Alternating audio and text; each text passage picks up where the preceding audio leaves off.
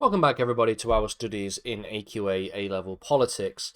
In this lesson, we're going to touch on some of the key questions and issues of democracy that we focused on in the previous lesson.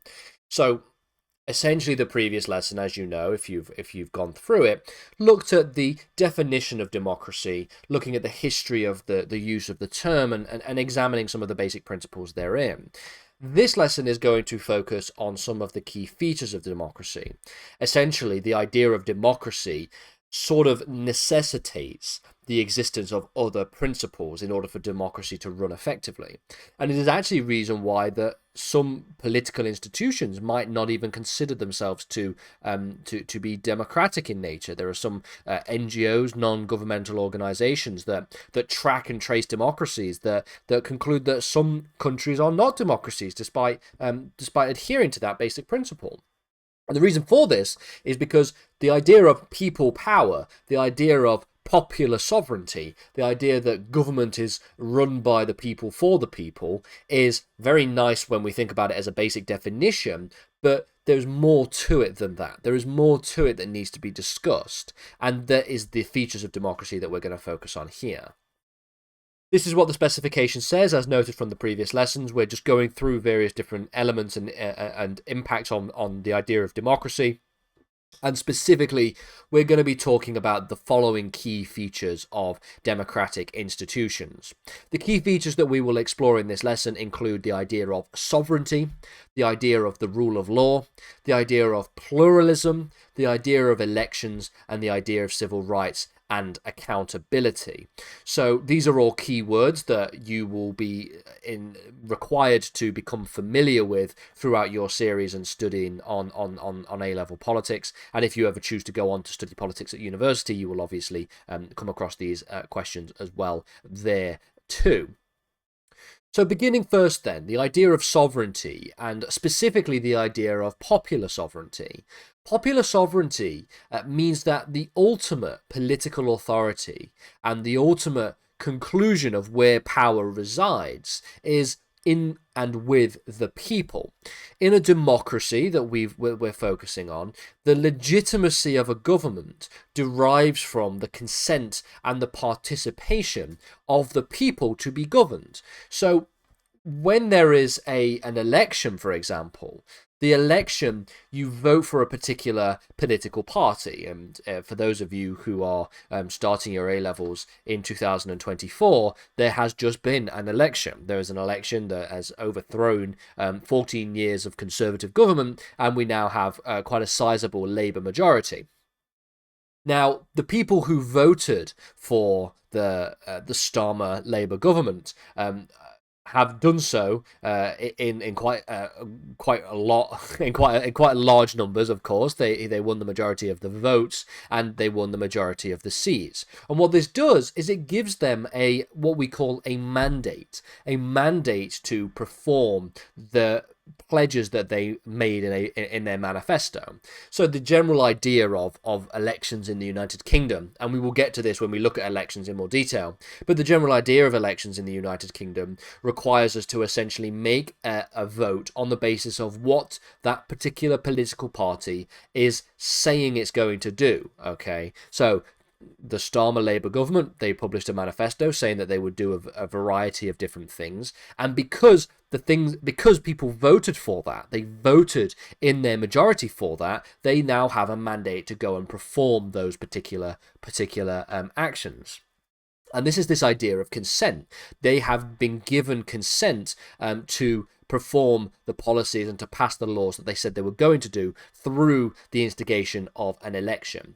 Citizens have the right to participate in elections through voting. They have the right to participate in referendums through voting. We'll get to that as well as other political processes. And they are able to not only choose their representatives through the voting at the ballot box in a general election and in local elections, but they're also able to hold them to account through a variety of different means and mechanisms. The principle of popular sovereignty also ensures that government actions and policies will reflect the will of the people. So theoretically, the Keir Starmer government they published a manifesto, and it was on the basis, theoretically, of that manifesto that the majority of the people in this country voted for them. So it should theoretically be the case that they can and have the mandate to vote on and to pass laws and to implement policy on the basis of that manifesto, as that being reflective of the will of the people. Now, of course, it's not always as simple as that. People tend not to these days vote specifically on manifestos. They tend to vote for people they like, or people sometimes vote for people they don't like, voting against a party rather than voting for a party. And so there's obviously a lot of caveats to it, but in a sort of theoretical world, in a sort of theoretical perfect world, this is how this kind of system operates. The second principle is this principle known as the rule of law. The rule of law is famously quite difficult to define. For those of you who do not know, I also have a channel on law where I talk about constitutional law, and one of the things that we look at in constitutional law in the United Kingdom is the idea of the rule of law, and famously it's very difficult to define, and there's lots of different elements and principles of it. A.V. Dicey comes up with their definition, as well as other individuals as well. But the rule of law, if we strip it back to its most fundamental thing, the most fundamental principles of the rule of law, essentially it means that everyone, including government officials, is subjected to as well as accountable under the law. It means that nobody is above the law. The law applies to everybody, and it applies to everybody equally. It must be applied consistently and equally to all citizens. It is a principle that protects individual rights. It protects individuals from arbitrary government. It also holds government officials and people in power to account, such that they are not allowed to just do whatever they want because they are the people who are in charge and have significant political power. And so that's a sort of safeguard against that kind of political influence. It ensures, like I've just said, that government operates within the defined legal boundaries, and that citizens have legal recourse if their rights are to be violated. The third principle is known as this idea of pluralism. Now, political pluralism refers to the existence of multiple organized groups and parties and individuals who all reflect and represent a diverse set of interests and ideologies within a political society, within a political community.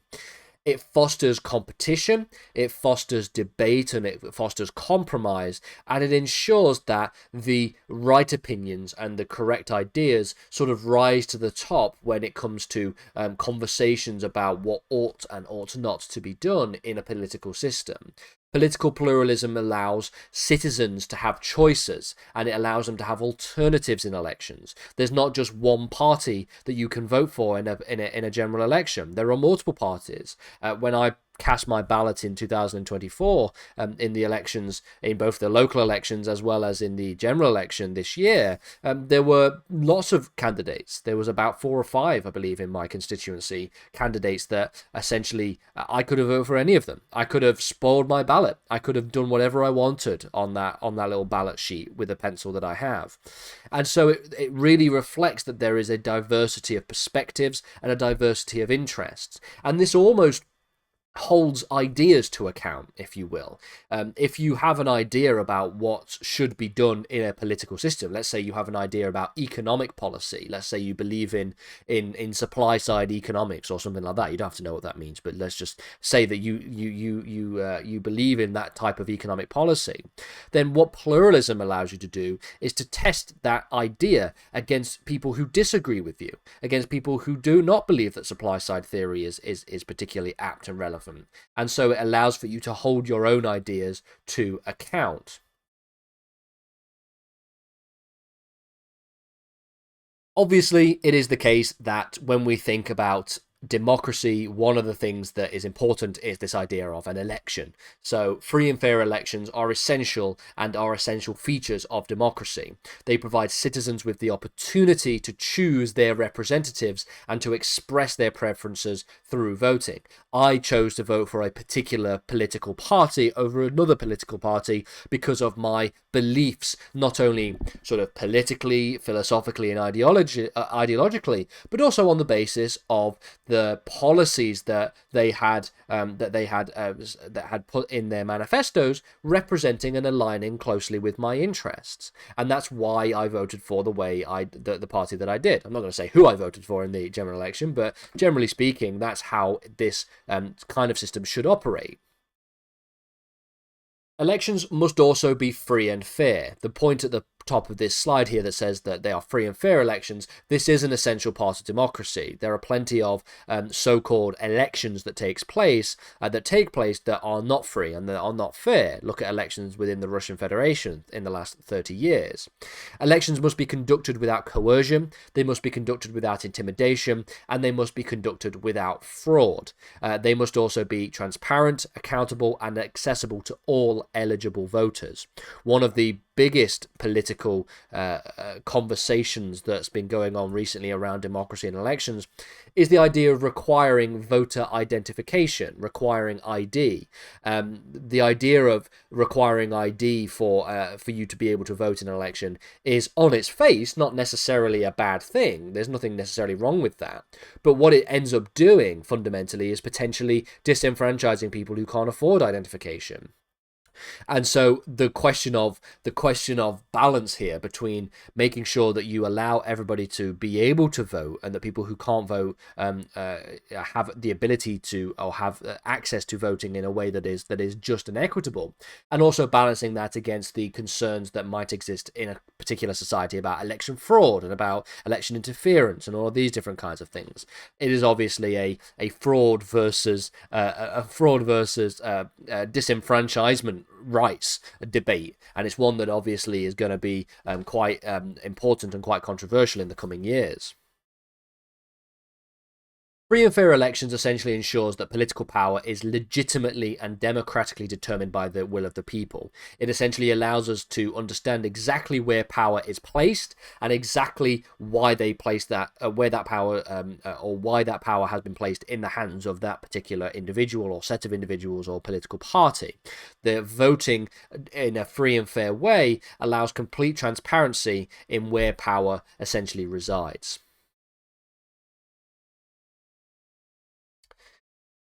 Democracy upholds and protects fundamental civil liberties and human rights. This is a very basic liberal principle, such as freedom of speech, freedom of the press, freedom of assembly, and the right to due process of law in the event of a particular, arrest or some other manners of that kind of nature. Now, not only from a political and philosophical perspective is this upheld in the United Kingdom, but also from a legal perspective. The United Kingdom is, at the time of recording, still a member of the European Convention on Human Rights. The European Convention on Human Rights was an international treaty that was signed and created at the end of the Second World War by a number of countries, including Great Britain, that ensures that human rights, basic human rights, are upheld in law across all of Europe. So due process rights, for example, and the right to a fair trial is Article 6 of the freedom of the ECHR. The reason why this is important is because civil rights essentially allow the safeguarding of individual autonomy, individual dignity, as well as equality before the law, all of which are fundamental principles of democracy, as well as fundamental principles of the rule of law. They enable citizens to participate actively in civic life. You're allowed to disagree with your freedom of speech. You're allowed to publish your disagreements and publish your criticisms of the government using your freedom of the press. You're allowed to go about and protest and to organize rallies and protest movements with your freedom of assembly, which I believe is an Article 11 right to the ECHR. If a government or a police force arrests you, you are able to ensure that you have the right to due process, that you have the right to not be essentially taken away in the middle of the night without any kind of trial and without any kind of presumption of innocence. These are your due process rights. It allows you to hold authorities like the government, like the courts, like the parliament, to account without fear of reprisal, without fear of threats or fear of violence against you. Finally, then, let's talk about this idea of accountability. Democratic governments are, of course, accountable to the people that they govern. Given the fact that you are the ones that are going to vote for these people in Parliament, they are accountable to you. They must operate transparently. They must be able to be open access with information and mechanisms and provide oversight for accountability.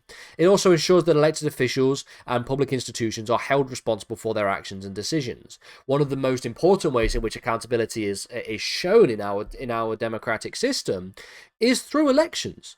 The reason why the Labour Party won so strongly in July of this year, in July of 2024, isn't just because people wanted to vote for the Labour government, but because people felt that they were tired of, or felt that they were that they did not want to see another 5 years of Conservative government. So they held the Conservative Party to account. They held the Conservative Party to account on their actions. They didn't agree with some of their actions, and so as a result of which, a lot of them voted them out.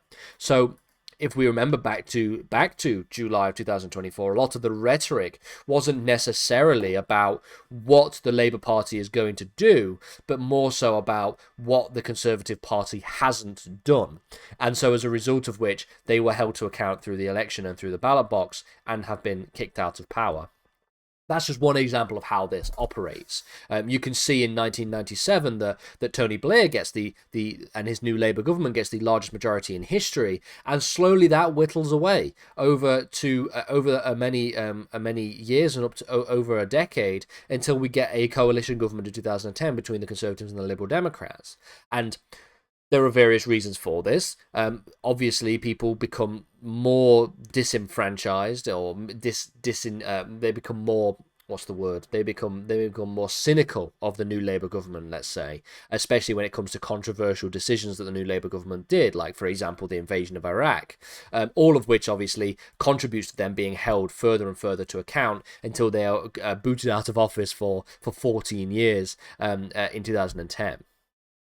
Transparency fosters public trust, and it ensures that there is confidence in the government, and this allows for the promoting of good government as well as reducing corruption within a particular political system.